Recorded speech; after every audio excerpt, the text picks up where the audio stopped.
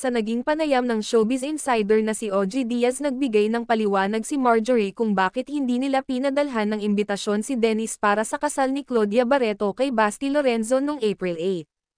Sa kwento ni Marjorie, tila malayo ang loob ni Claudia kay Dennis. Gusto raw kasi talagang gawing private ni Claudia ang kanyang engagement at maging ang kasal. Ayaw niya itong i-publicize kaya hindi niya inabutan ng invitation ng ama para hindi maikalat ni Dennis sa social media ang details kung saan at kailan ito gaganapin. Pero sa kabila ng lahat, pinayuhan daw ni Marjorie si Claudia na i-consider pa rin na imbitahan ang ama.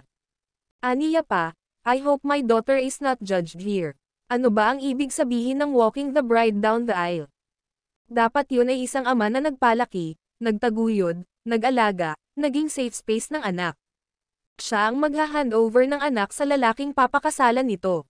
Pero paano niya ihahabilan si Claudia kung hindi naman niya ito kilala? Hindi rin siya kilala ni Claudia. Inihayag din ni Marjorie Barreto ang isa pa sa tunay na dahilan kung bakit malayo ang loob ni na Julia, Claudia, at Leon sa kanilang ama na si Dennis. Ayon kay Marjorie, nasasaktan umano ang mga bata tuwing nagsasalita si Dennis sa media at inilalabas ang kanilang mga personal na issue.